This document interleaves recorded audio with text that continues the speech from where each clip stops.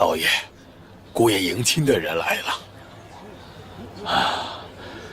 还是杨家的人周到啊，怕你和冠父拜堂心有抱憾呐，所以就派了一位远亲前来代行迎亲之职啊。姑娘，该不会是要和他拜堂吧？哎，夫婿未知呢，可与族人代为行礼，这也是咱们北朝的旧俗。放心吧，等拜礼之后，他自然就会离开了。啊，我知道了。也吹乱我的心，只一次相遇，却换一生铭记。为情一生情，是爱你的宿命。琴瑟和鸣，两性友好，戒之敬之，夙夜无违。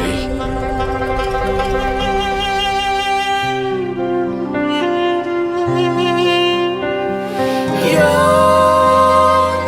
我的心，换你是传奇。那塞外的风雨繁华声，不经意辗转一生，回头看这风景，始终为你的。哪怕爱你世间梦已冷，愿陪你浪迹一生。那青山，这古城，因为你而变得不同。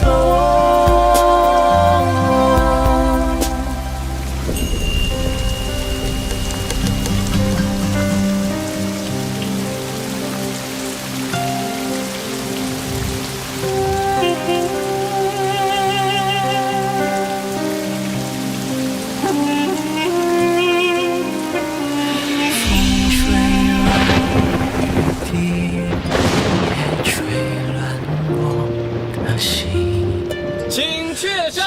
一次相遇，却换一生铭记。为情一生情，是爱你的宿命。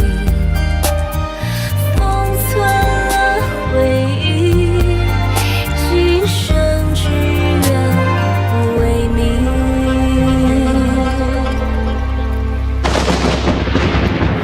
那塞外的风雨繁华声，请饮何金酒。辗转一生，回头看这风景，始终为你的。哪怕爱你世间梦已冷，愿陪你浪迹一生。风云灭，繁华谢，这风景愿为你深重。那青山，这古城因为你而变得不同。礼成送入洞房。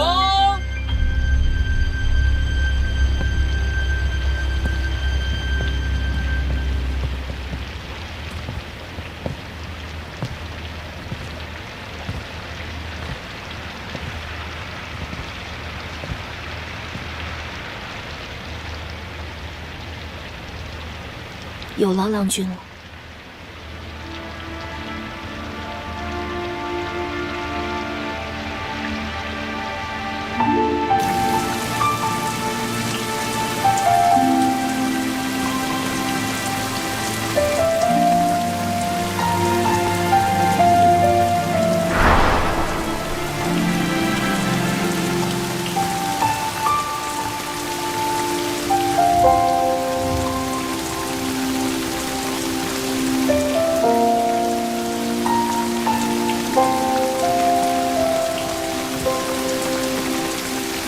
今晚有劳公子了，些微薄礼，还请您笑纳。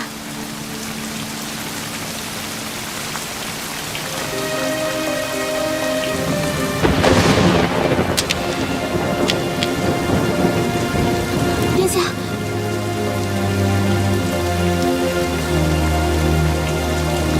您这又是何苦呢？他虽为妻养父，但我却只因为跟他饮了这杯和亲酒，终身便再无遗憾了。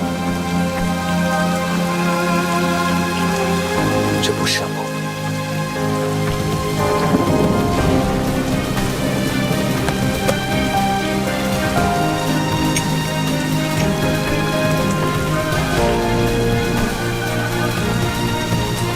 因为有你为我们作证。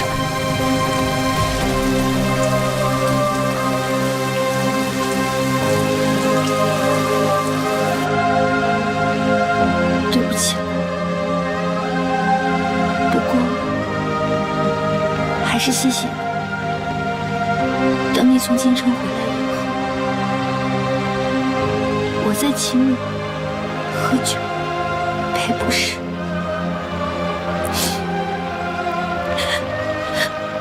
没关系，只要不让外面听见就行。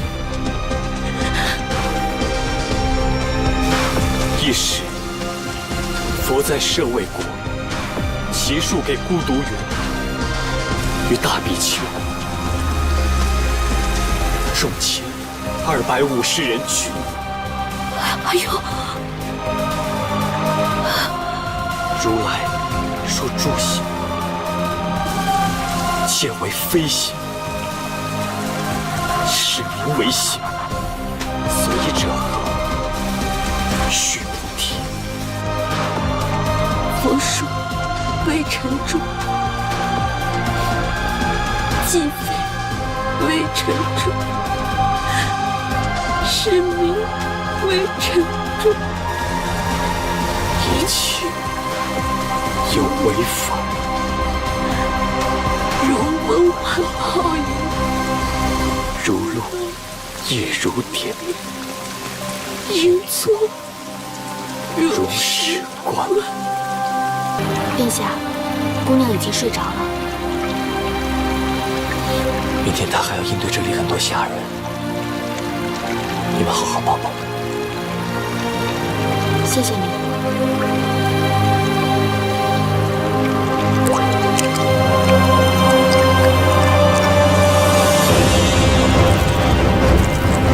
又没入洞房，怎么还不出来？倒叫我们等着。人家也怪可怜的了，等等又怎么了？我来京城那么多年，就没听说过世子不在，世子夫人倒先进门。看来他们独孤家真的是不行了。少说两句吧，这是北边的规矩。再说了，老郡国公都认了这个媳妇儿了，你在哪儿瞎操心什么？要真认这个媳妇儿，干嘛昨天就没来几个嘉宾？肃静。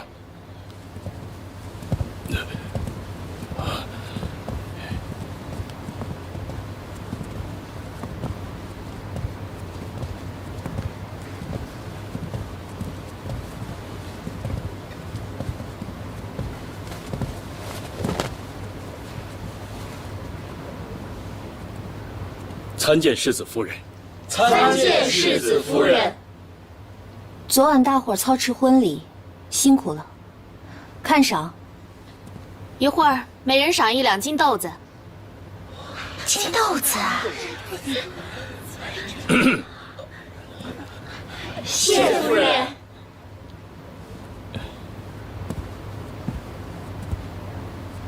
这是郡公爷让老奴准备好的账本和对牌，他老人家吩咐了，以后京城郡公府中就由您来当家。谨遵父亲吩咐。既然父亲让我主持钟会，那我也不好推辞。各位都是府中的老人了，还望日后多加勤勉。是。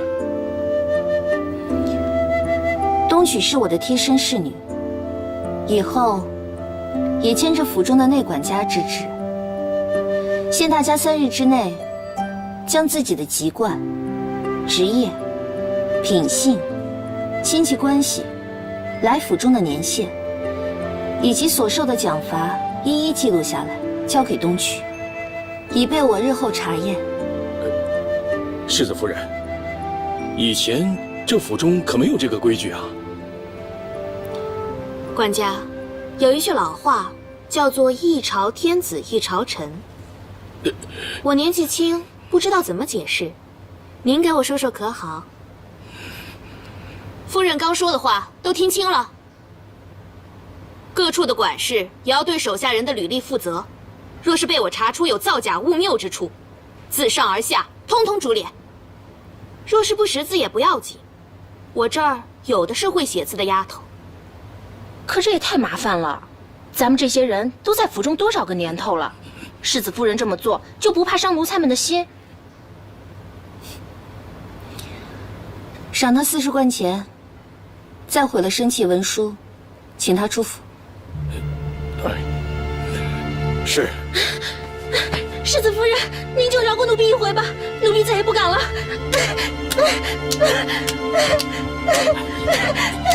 世子夫人，您就饶过奴婢一回吧，世子夫人。雨如覆水，既出无回。我独孤伽罗行事向来如此，若是各位不习惯，大可挂冠求去。府中绝不会少了相送之礼。谨遵夫人训诫。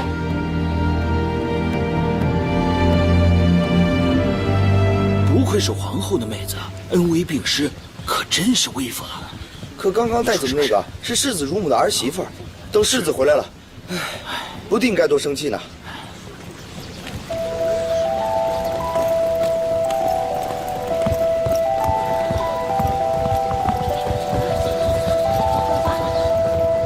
杜校尉，您来了。杜鹃，这是怎么回事啊？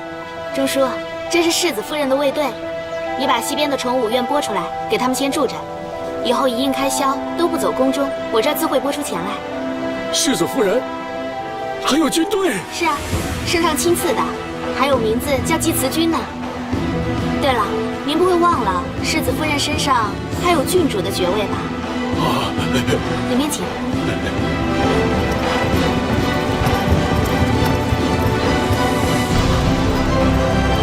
老天爷，少夫人还有一支军队呢。等世子回了府，还不知道谁能压过谁呢。是啊。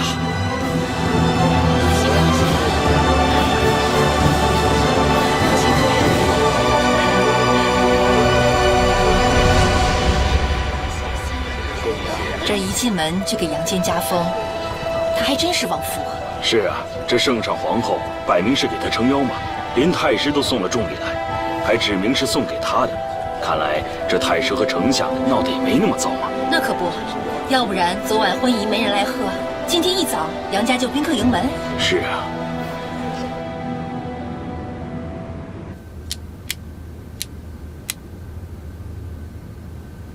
不对，你这写着去年府中总入8210斤，其中金6000两，531万贯，生绢632匹。可去年最差的生绢也有12贯一匹，这中间差的6210贯钱去哪儿了？小的不知。拿回去，重新算好了再报上来。是。呀，女总管大显神威啊！哼，可不，当你的贴身丫头可真是委屈我了。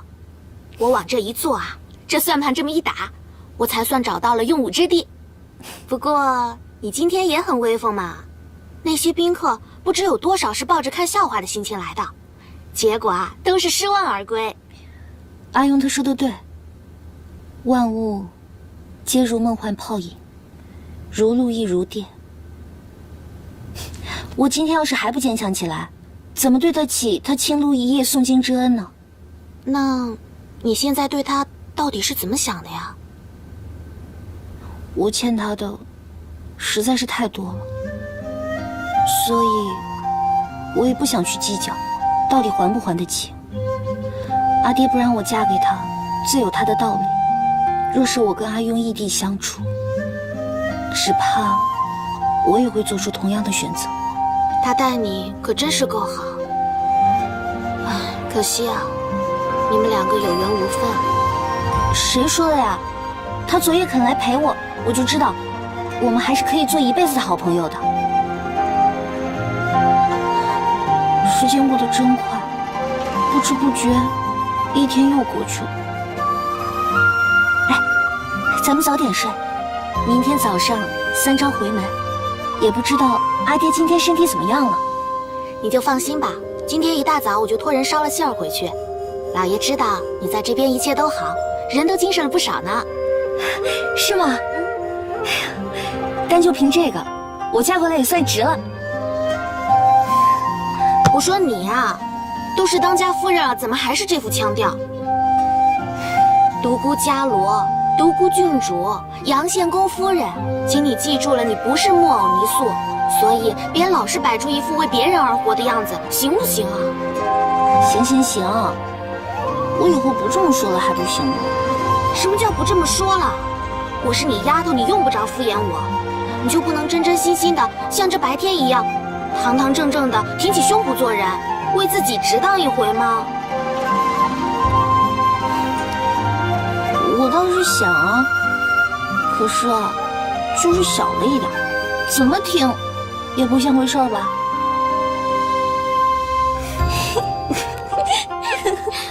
到底是嫁人啦，不一样啦。不过你也不用担心，我听说呀，有了夫婿疼爱，会慢慢大起来的。公爵，哎呀！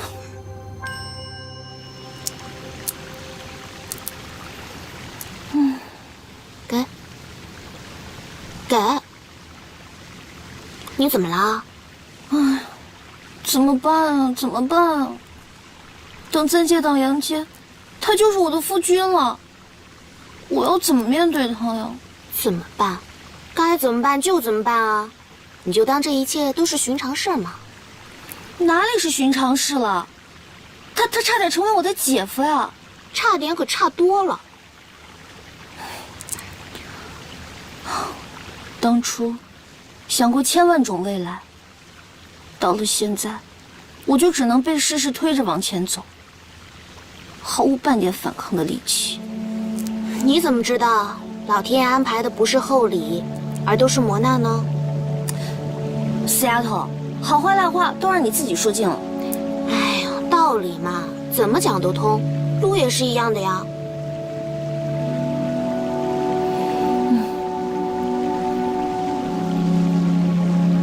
原来长大是这种感觉啊！万事都得亲身去经历，除了自己，谁都不能替你走这段路。三姑娘啊，让人捎话过来，她现在已经出门了。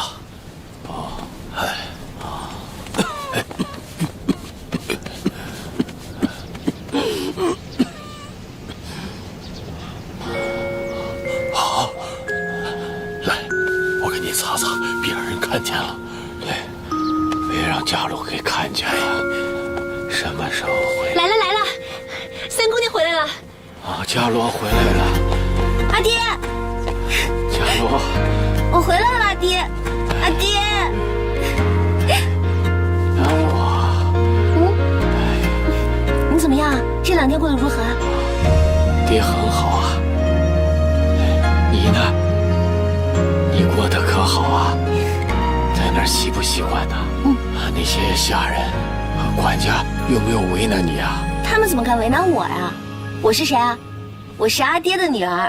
哎呀，你瞧你，说话还这么口无遮拦的，你现在可是个主母了啊！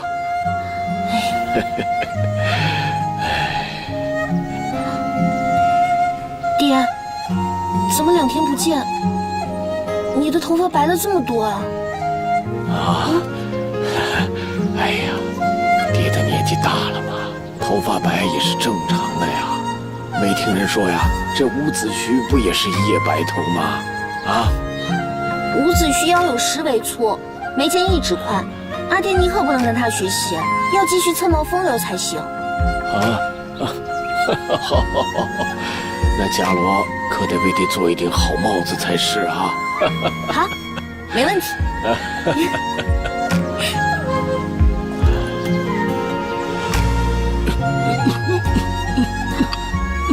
爹，快喝口汤。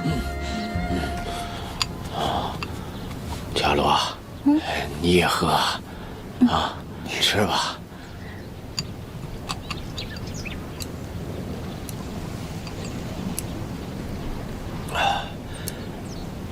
原本呢，今天早上你阿姐要回府的，可突然间又动了胎气了。没事儿，我明天进宫给她请安就成。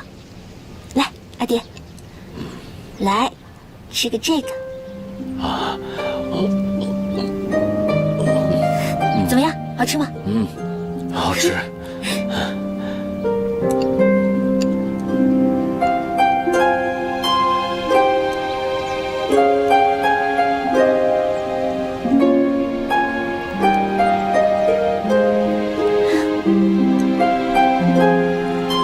快吃啊，爹。好，爹吃。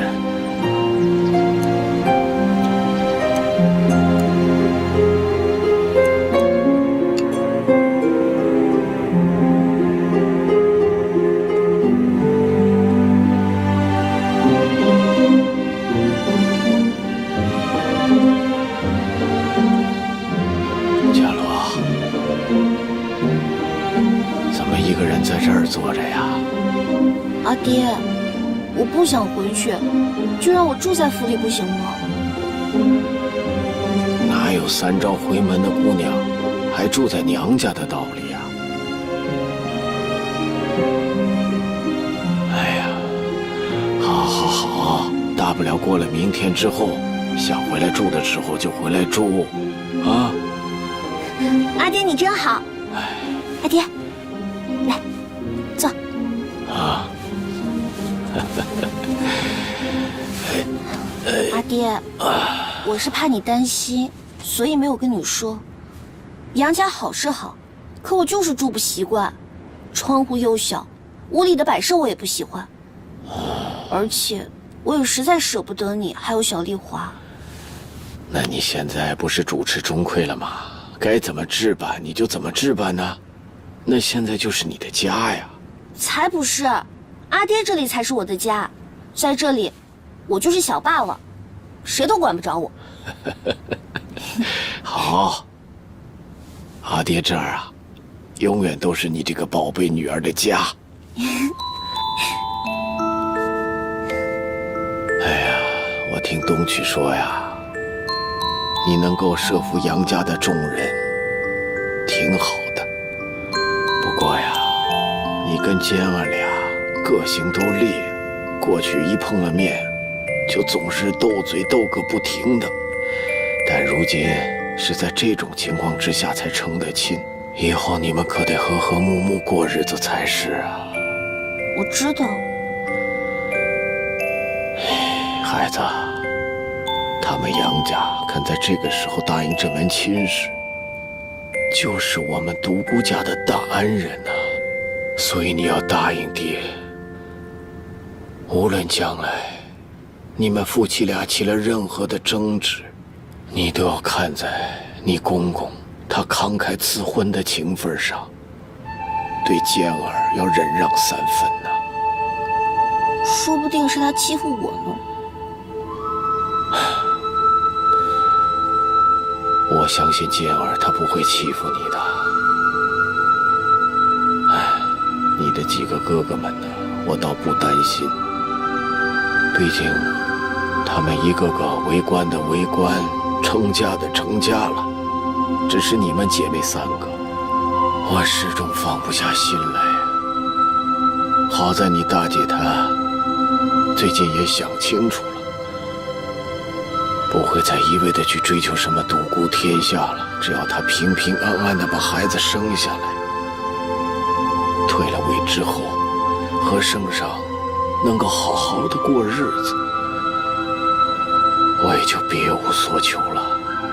至于你二姐，她一向心高气傲，但现在一个人远在陇西，爹不在了之后，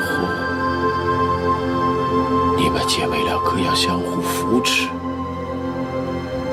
不要对他记恨旧事，好吗？呸呸呸！你不许这么胡说！你要是真想他，我现在就去写信，最多1个月他就能回来省亲。佳罗呀，答应爹好吗？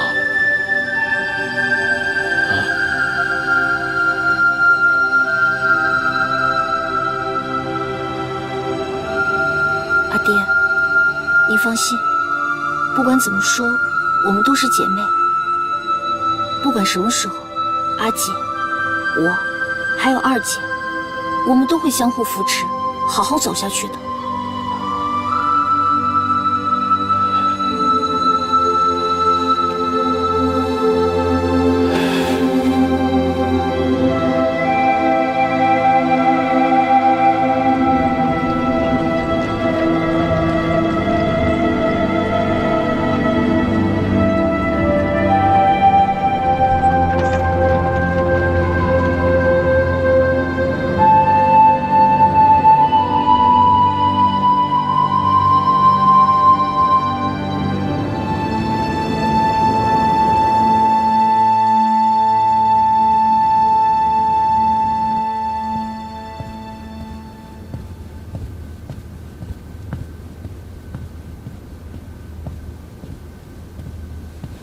吃点东西吧。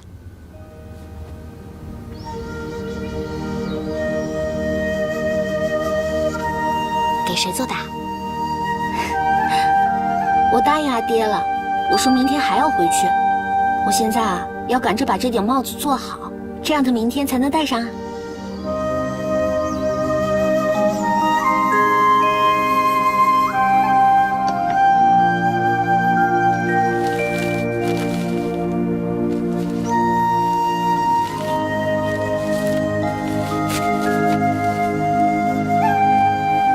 把这封信送到太师府去。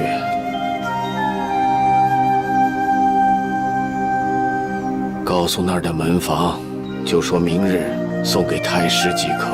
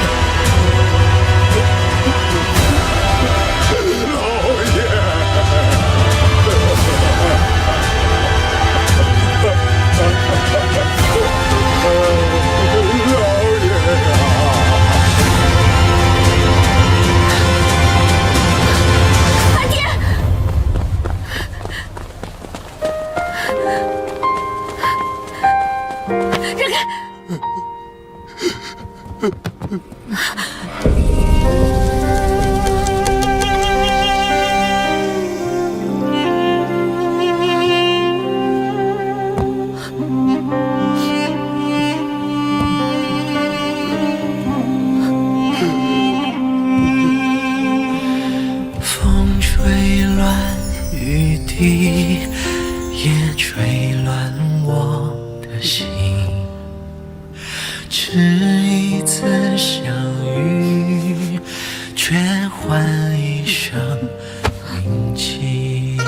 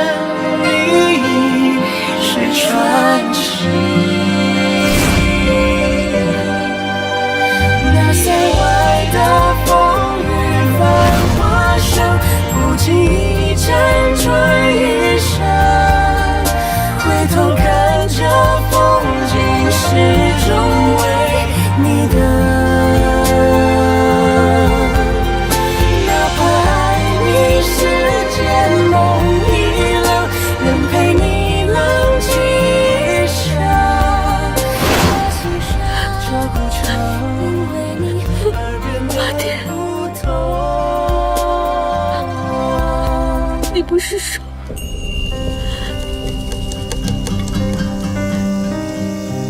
要亲眼看着女儿出嫁，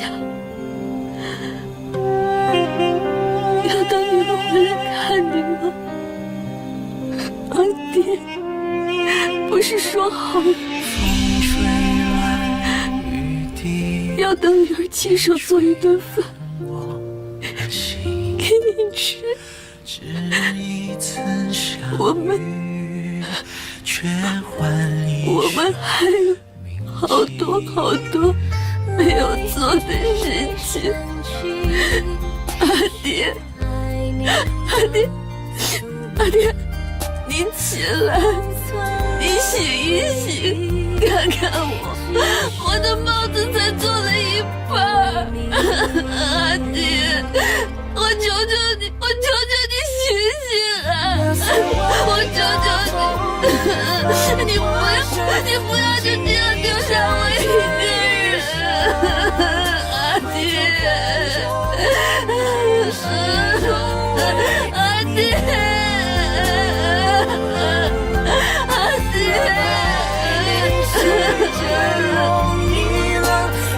昨夜为父与你促膝长谈，亦无遗憾，却为父早有重疾，以风烛残年，换你长兄阿罗性命，方为何意？我去之后，府中各事皆托于你。你长兄阿罗一生孤苦，还望你大夫多为照料。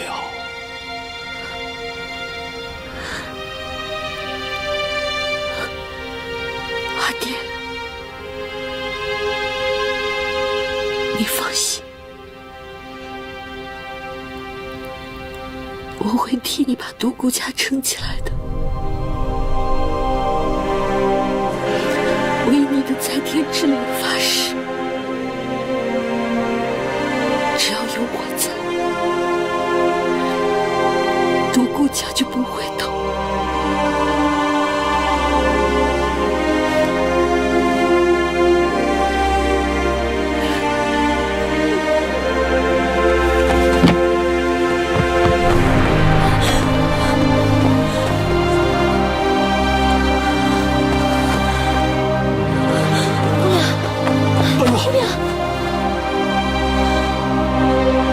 为什么？恨死你了！我恨死你了！我怎么那么傻，居然会相信你这么狠的人？同意要一个我都没有见过面的哥哥一命抵一命。发誓，这绝对不是我的本意。当日我和你父亲约好，只要他辞去丞相之职，再赔一条性命，这件事情就此作罢。他做了呀，他赔了他自己的命，你满意了吗？啊！我这辈子到底怎么爱上你的？我怎么会爱上你的？怎么会？就看，我最大的错误就是跟你在一起。你害死了我的孩子，你又害死了我爹，我恨死你了！你还我爹，你还我爹！般若，般若！阿姐，快扶他到府里去，再请大夫过来。般若，阿姐，般若，太师，家父行丧，府中忙乱，只怕照顾不暇，还请太师见谅。假罗，我绝对没有逼死你父亲的意思。那就请太师牢记当日在紫极殿前对家父说过的话。家姐身体不适，恐有滑胎之虞，我必须回去照顾，只能暂时失陪了。他日若蒙太师的惠赠殿仪，一门孤荣，不胜感激。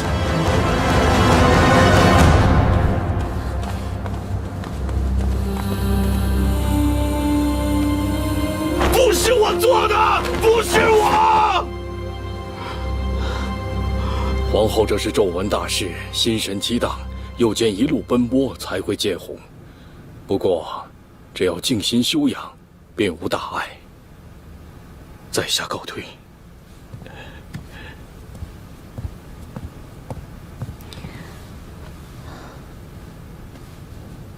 阿姐，大夫说孩子没事。阿爹临走前给你留了一封信，你看一看吧。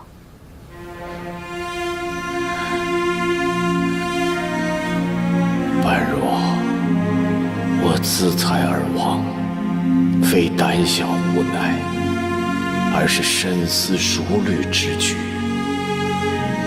因尉迟康一事拖累，我独孤氏已入泥淖。即便我暂时苟活，也难挽大厦将倾。但我自裁之事一旦传出，必然惊动天下。宇文护也会因愧因疚，犹容你及圣上，并与我独孤家足够哀荣。你须牢记，你腹中皇子才是我独孤家复兴唯一希望。他日入地，能否以皇帝旧家身份重振独孤家，皆系如一身。故务必真知重之，勿以我死而忧。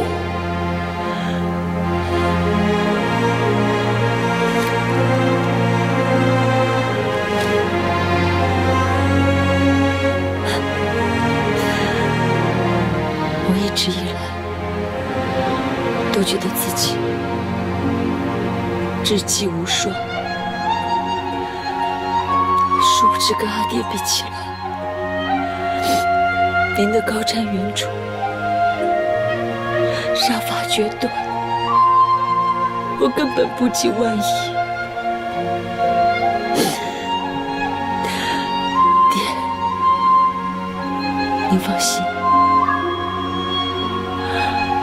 为了我们独孤家，为了您，我一定好好照顾自己。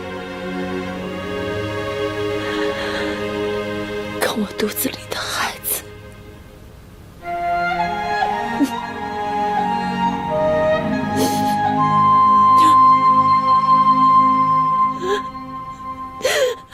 爹。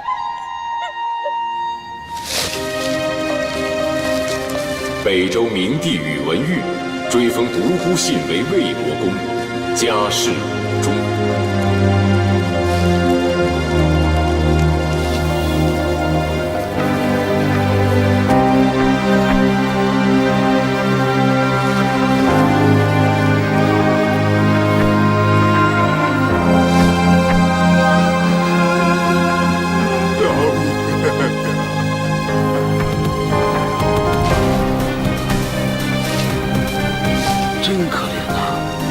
丞相6子3女，最后只有一个小女儿来送他。丞相是个好官儿，是个好官儿啊！没办法，你看看，被人逼死的，是太师逼的呀。就是啊，连皇上都给他戴孝，这人人都知道啊。丞相真是个好官儿，好官儿啊！可不是嘛，百官当中就他们家最仁义。前一阵子我还到济慈院领过他们家吃的药呢，这叫冤枉，太冤枉了！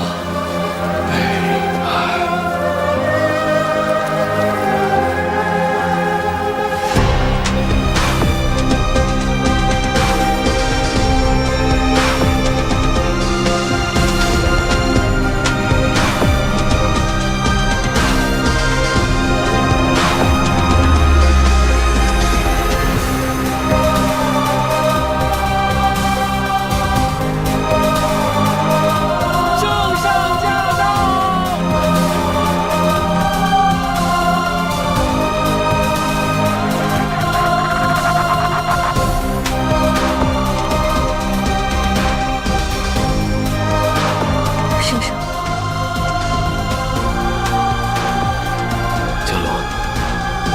阿姐呢，为了保胎，也不能出门，天天我替她来祭拜。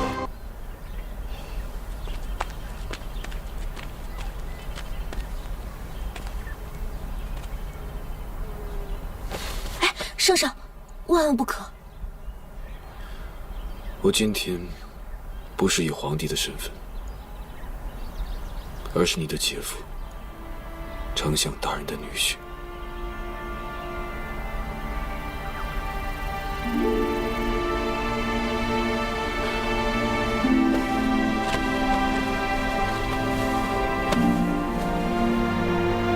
岳父，你是为了保护我才走的。宇文玉悔不当初，然无以为报。但是你放心，只要我在一日，一定保般若安全。即便此生就业寒食，也一定会保般若平安喜乐。还望岳父大人在天之灵，保佑般若。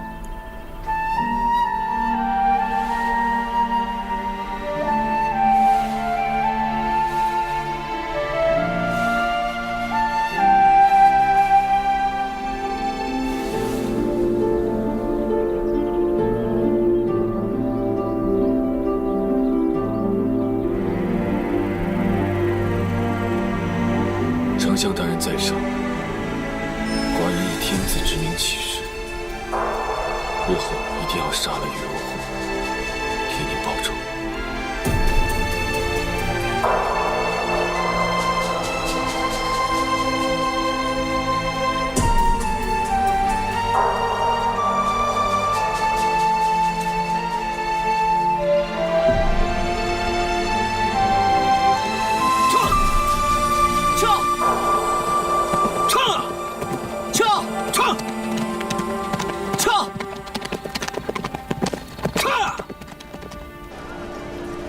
父亲，你怎么趁我去了甘州就乱许我的婚事呢？若不是母亲写信告诉我，我现在还被蒙在鼓里呢。这不是因为路途遥远，来不及通知你吗？伽罗有什么不好的？样貌出众，又能文能武的，你们之前不早就认识了吗？不是他好不好的事，是我跟那丫头根本就不是一路人。没错，我是想娶独孤家的女儿，但那是曼陀，不是伽罗。你根本就是乱点鸳鸯谱。你去哪儿啊？去京城啊，跟独孤伯父解释一下，退亲。哼，这亲退不了了。伽罗在京城已经跟你的替身拜过堂了啊，而圣上也把献公这个爵位封给你了。你们现在已是板上钉钉的正式夫妻了。什么？哎，你们这是干的什么事啊？不声不响就找人带我跟人拜了堂，不成，京城我肯定要去，即使负荆请罪，我要把婚给退了。你敢？你要是敢去，就别认我这个爹。你讲点道理成不成啊？啊，好，你阻拦我，可以，当我自己有奖。只要你不注意，我早晚都要去京城的。我就不信了，他那么要面子的人，只要我说不愿意娶她，他就不会主动退婚。你混账！住手！娘，你们父子两个人不要再闹了。老爷，这是京里800里急件，上面还沾着羽毛，是不是有什么不好的消息啊？娘，你帮我劝劝父亲吧，我现在心里只有曼陀，我跟伽罗那丫头天生就八字犯冲。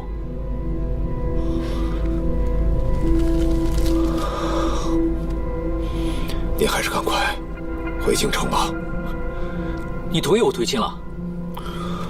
是去致电。你岳父10几天前亡故了。怪不得他急着议亲啊！原来他这是托孤啊！你现在已经是有家室的人了，去了京城，什么该办，什么不该办，你自己心里有把秤。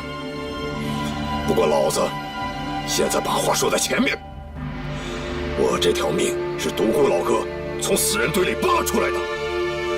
你要是敢对家老不好，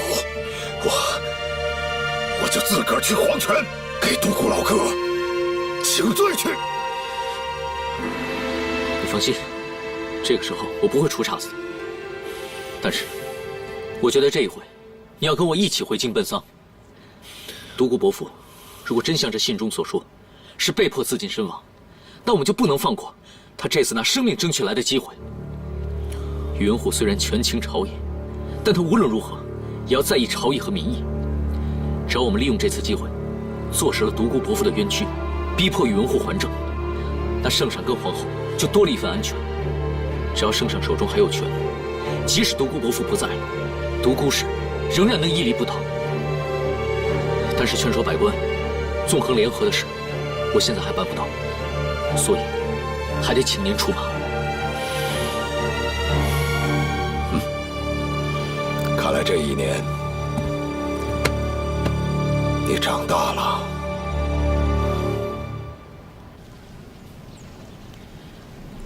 少爷，你就这么答应了一门亲事？那又能如何？生死是头等大事，这门婚事是独孤伯父的托孤之举。如果这个时候我再任性胡闹的话，那就太不像话了。独孤伯父在九泉之下也不能安心。那往后呢？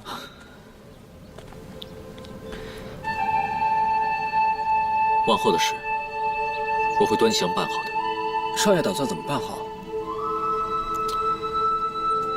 这都是后话了。小的了解少爷。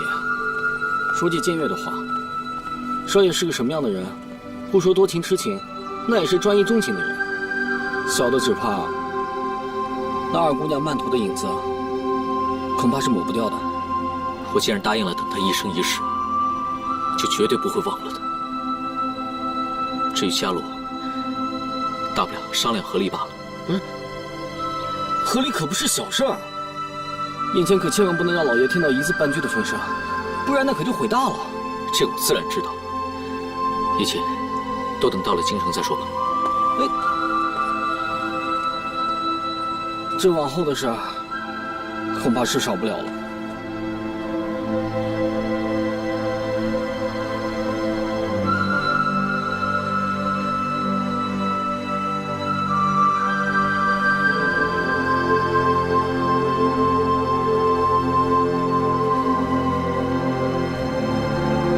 三姑娘，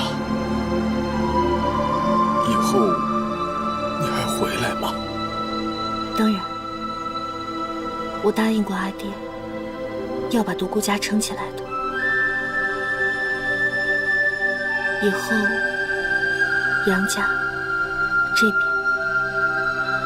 我一边住1日，你叫人帮我收拾屋子吧，我还住原来的地方。哎，好。我去厨房做几道你小时候最喜欢吃的菜。殿下，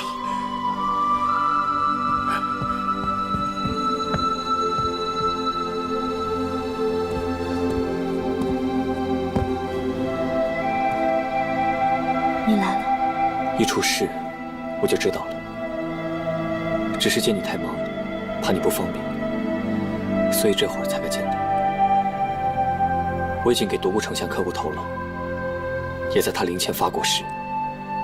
从今往后，你就是我的妹妹，我会以大哥哥的身份一直照顾你，所以你不用再介意了。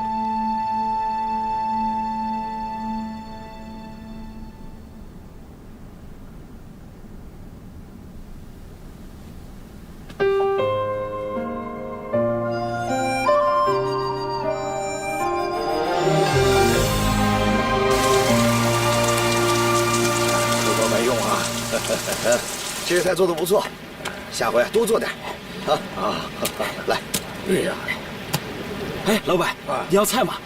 不要啊！这雨下了这么久，都快10天了还不停。谁让这丞相啊，他走得冤呐！这老天爷都看不过去眼了。不会吧？你说的是真的？哎，这天下的人呐，都这么说。可我老汉在这京城住了50多年了，从来没见过这么一直下雨的。可不是，要说给独孤丞相出气也行啊，可是我这菜怎么办呢？啊，再这么下2天呢，全烂完了。哎，我给你出个主意吧，你把它呀挑到后山去，那儿有个祭祀院，他们有个粥棚，一定能收下。对，祭祀院，这祭祀院呢，是独孤家的3姑娘开的。她呀专门救济灾民，就连那天她家办白事，也在城里各地呀建了不少的粥棚。你去了呀，她一定能收。那太好了，这独孤家你们都是大善人呢，难怪能出皇后娘娘。谢谢老板，谢谢老板。好，慢走啊，我这就去。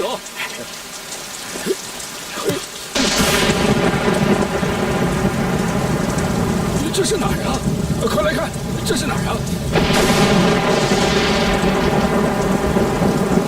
这不是宇文护家的老宅子吗？还真遭天谴了。可惜呀，丞相还是被逼死了。这宇文护啊，就是个奸臣，先前逼死先帝不说，现在又逼死这丞相，活该他遭雷劈，是不是？活该。儿子这就找人去修缮。可京城中这么多房舍，怎么就偏偏劈到你祖母的灵堂呢？还有外面那些传言，是不是更多？说。是。老宅外头聚了上千人，都在看热闹，说您飞扬跋扈，独孤丞相是含冤而亡，上苍震怒，这才。我没有逼过他，你们怎么都不相信我呢？我从来就没有逼过独孤信。主上息怒，属下以为雷击之事只是凑巧，或许是有人从中作祟。都是凑巧，都是作祟，难道这大狱也是人搞出来的吗？啊！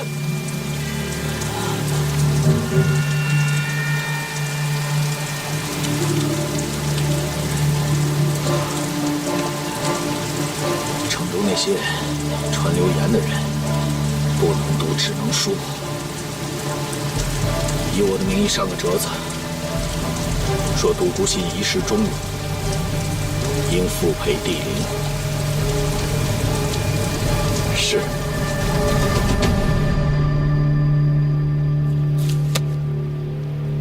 做得很好，就是要宇文护亲自上折，这样一来，阿爹在朝中的一世英名就不会再受质疑了。还是阿姐了解他。宇文护虽然心肠硬冷，可他唯一的命门就是他的先母。这么说，那不是天雷啊？启禀圣上，这是祭祀军的猎户教我的。硝石和硫磺用猛火点燃之后便会炸开，和雷击很是相像。哦，原来是这样。但是话说回来，寡人还真的相信上天是有灵的。殿下，现在我们姐妹俩已经扭转局势，接下来就看你了。陈留郡公羊中很快就会进京，他与家父有8拜之交，而且他与朝廷中很多老臣关系颇好。这一次他在朝上肯定会因为这件事情指责宇文护，到时候你一定要把握这次机会，逼宇文护交还虎符。啊？不然咱们不都是商量好了吗？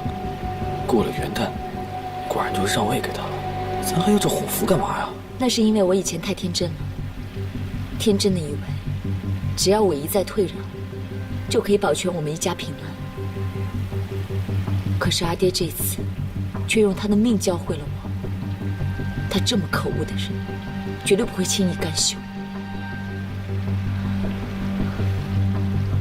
你放心，我既然有办法扶你坐上皇位，区区一个虎符算什么？不只是这一切，我打算一步一步要把他手里所有的东西都抢过来，我让他后悔，让他一无所有，让他承认自己做的这一切。半若，这件事情咱们还是从长计议吧。你忘了岳父遗折上写的很清楚，不用咱们3个去报仇了。圣上说的有理，以后的事情还是缓一缓再说吧。阿爹也再三嘱咐过，不希望我们跟宇文护有正面冲突。伽罗，我是长姐。阿爹走了之后，独孤家我说了算。独孤大哥，你怎么先我一步就走了呢？可怜先帝与你有结义之情，可怜你为大周征战了数十年，打下无数江山和城池，最后怎么落得如此下场？苍天不公，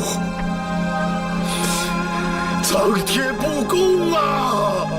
爹，别太伤心。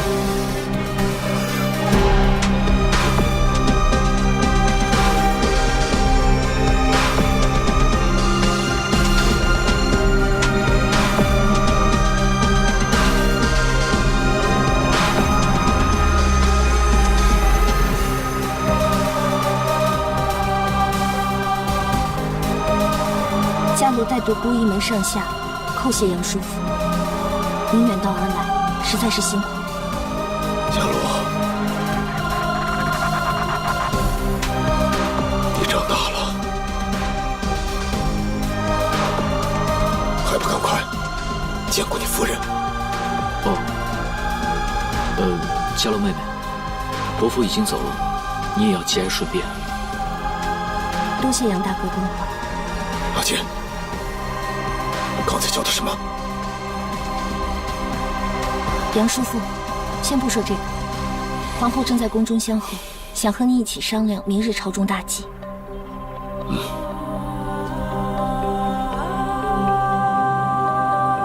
一国丞相竟被逼自刎，实乃天下奇冤。下官想请问一下太师，尉迟康谋逆之事，到底与独孤丞相何干？难道我杨忠欲行不逆之事，只要打着您的旗号，天下就可以对你人人得而诛之？杨柱国此言差矣。独孤丞相自裁，怎么能说是太师的责任呢？是啊，他的遗折已经说了，他是因尉迟康之事而羞愧自尽。这真是你才一番胡言！不可理喻，怎么可能是因为尉迟康之事？杨柱国，你别逼人太甚。我逼人太甚？葛树将军，你可以去宫前看一下，多少臣民为独孤丞相喊冤，这是民意。独孤丞相身后施以备其荣耀，其六子也已加封县公，难道这还不够？好了好了，别争了。人家杨大人带着上万精兵回京，想必也是早有所图。你想要什么，就直接说好了，别拐弯抹角的。虎符，请太师把调兵虎符归于圣上。不可，万万不可呀！圣上乃大周之主，为何不能亲自掌兵？当年我八大诸国征战天下，追随的乃是先帝。一介臣子，又怎配对我们指点呼喝？可当年先帝大前，明明指派的是太师代为执政。先帝要太师辅佐废帝宇文觉执政，与当今圣上何干？诸位臣公啊，这个事情吧，寡人杨柱国言下之意是想与太师势不两立，对吗？那老夫倒想不明白了，到底这是圣上的天下，还是你们家太师的天下？对呀，这是太师，这是圣上的天下，是太师的天下呀！肯定是圣上的，皇后驾到！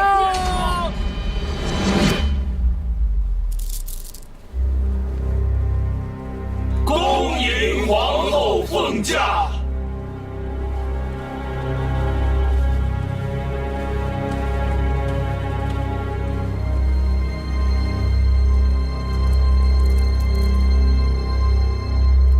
本若，你怎么来了？臣妾本是后宫之人，本不该至前朝干预朝政，但是今日的纷争，实属原其家父，所以本宫不得不越举前来。今日多谢各位大臣替家父仗义直言，家父九泉之下，若是知道，必定感激涕零。不过家父的遗折当中也提起，他是愧对先帝交代，因此才会离去，并无关他人之事。所以各位大臣，并不需要太过指责于太师，而应该尽释前嫌，齐心合力，把我们大周治理克勤克勉。皇后明月入怀，远见磊落，臣等自愧不如。臣等自愧不如。还有太师，刚才杨柱国所言，您不必太在意。杨柱国与家父有拜把之交，奏闻哀训，先前上所言有所偏激，那也是合乎常情。杨柱国镇守边境要冲格外辛劳，又千里奔波回京，一时失言，也在情理之中。太师果然心胸宽大，此乃大善之举。不过刚才杨柱国所言甚是有理，论天下计，太师计，您也应当把虎符暂交圣上。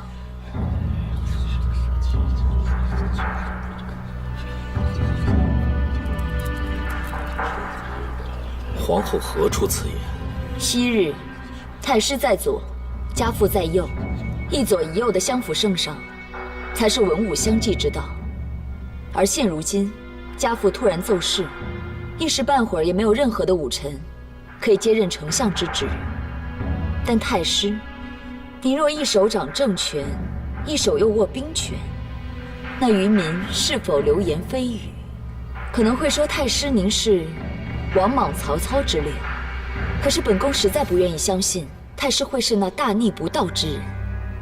既然如此，您又何不交出虎符还给圣上，以示清白呢？更何况刚才哥舒将军也说，先帝奏事之前，临有托孤，是希望太师好好的照顾这些堂弟们。皇后好口才。臣妾只是深宫一妇人，能知道些什么呢？只知道悠悠众口，流言蜚语实在可怕。家父正是忙于小人流言之中，太师乃国家重臣，圣上肱骨，臣妾于心不忍，太师会受流言所困，因此才会冒死前来，还恳请太师三思。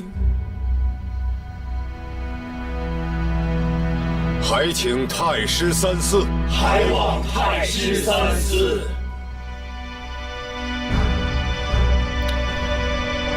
多谢皇后关怀。不过臣在朝中多年，听到流言蜚语，又何止这一则？臣清者自清而已。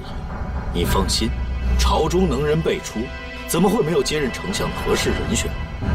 依我看，郑大人就非常合适。臣愿为陛下效犬马之劳。太师果然与众不凡，可以不顾流言蜚语，那是甚好。如果倘若朝中有小人奸臣，尽信流言，那该当何罪？押上来。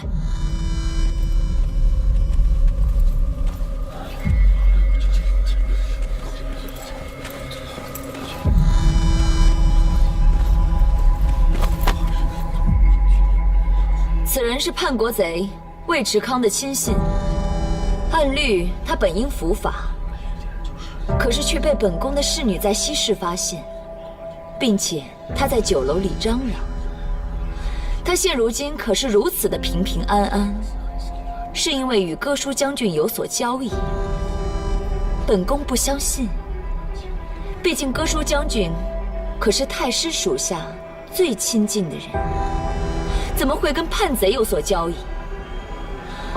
不过我查了一查，此人身上确实有哥舒的印信。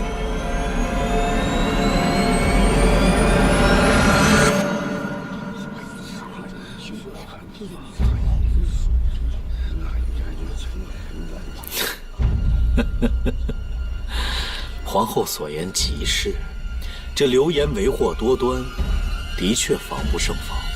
为政清明，臣是得要交还虎符才行。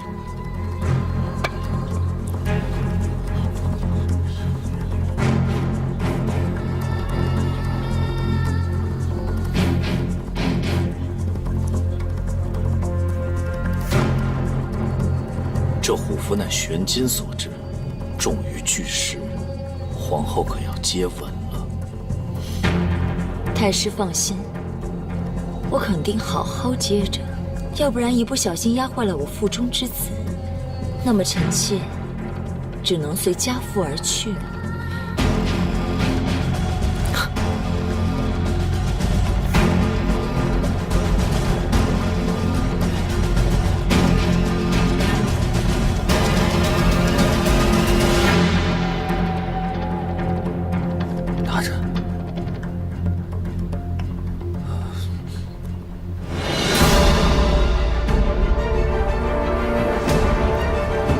恭喜圣上重掌兵权，我等诸国愿誓死追随圣上。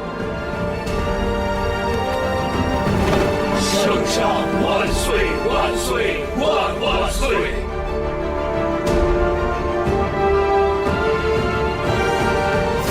皇后千岁千岁千岁！圣上万岁万岁万万岁！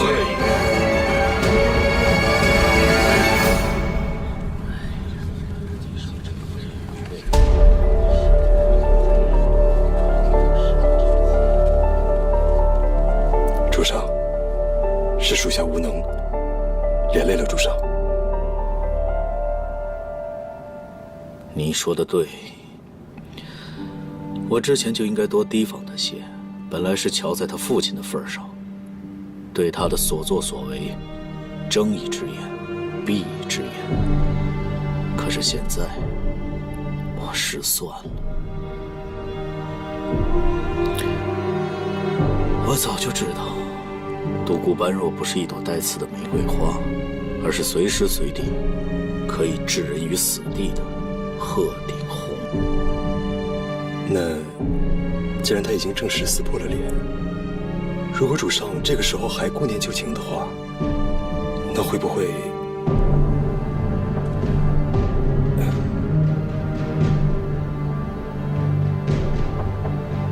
你不是早就看他不顺眼了吗？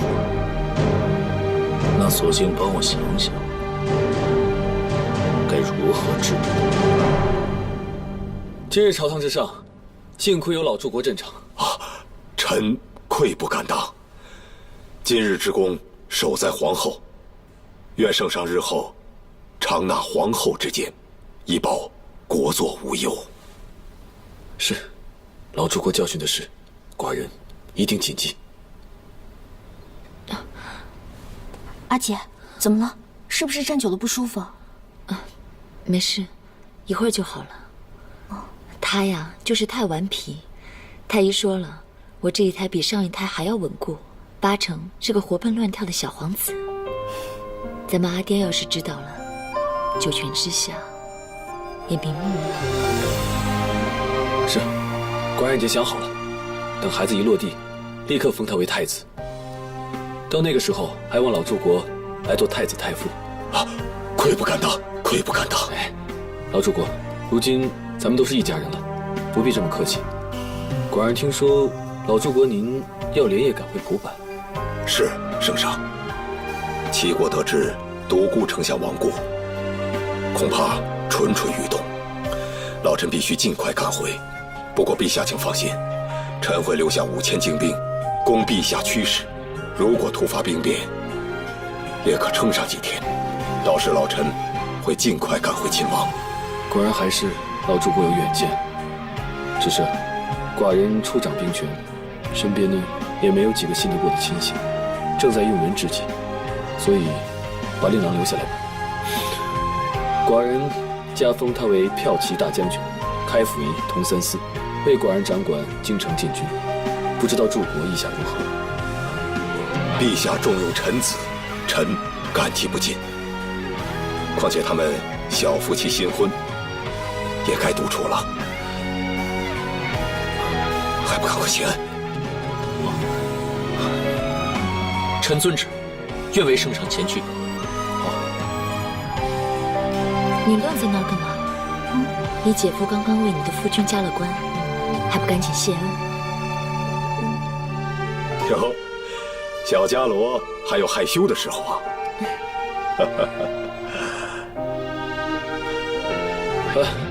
老主播，您连夜奔波，不知昨晚睡得可好？陛下请放心，昨晚虽然伽罗不在，但府里安排的井井有条。府里的管家说，自从少夫人入主钟馗以来，府中光景更胜从前了。你也真是的，这公公跟夫君都在呢，怎么能不回去呢？啊，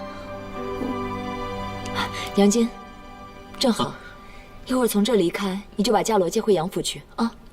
我不行，我现在还不想离开家里。杨府就是你的家，傻丫头，你现在已经不是独孤府的三姑娘，你现在可是骠骑大将军夫人，以后要好好照顾你的夫君，好好伺候他。谁要伺候他啊？他自己没手没脚啊。不去就不去呗，谁稀罕你？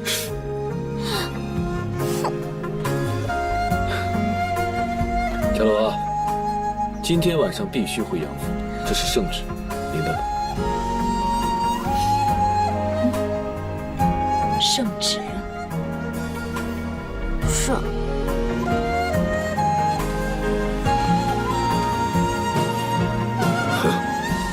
还说你会做人了啊？怎么当着圣上和皇后的面，说不稀罕伽罗了啊？明明是他自己说不愿意来府里的。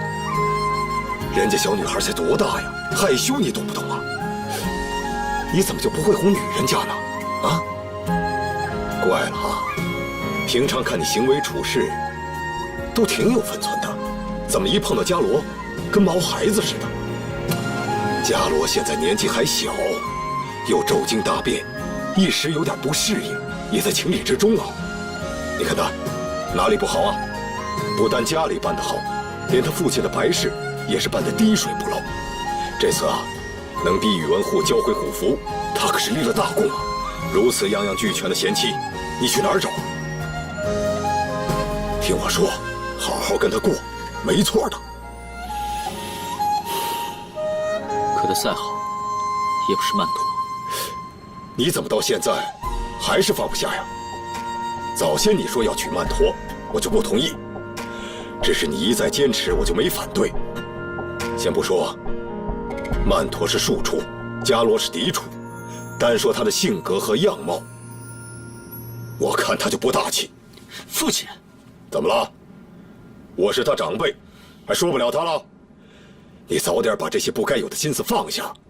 人家现在已经是陇西郡公夫人了，见了面要叫他叔母。可我发过誓，我要等他一辈子。父亲，人生在世，一定要言而有信。嘿，你个臭小子！我不会娶别人的，我这辈子都不会的。在我心里，我永远只有你一个人。那我就等着你，等到头发白了，牙齿掉了，我也一直等你。我杨坚对天发誓，若为此事另娶，他人便妻离子散，死于乱妻之手。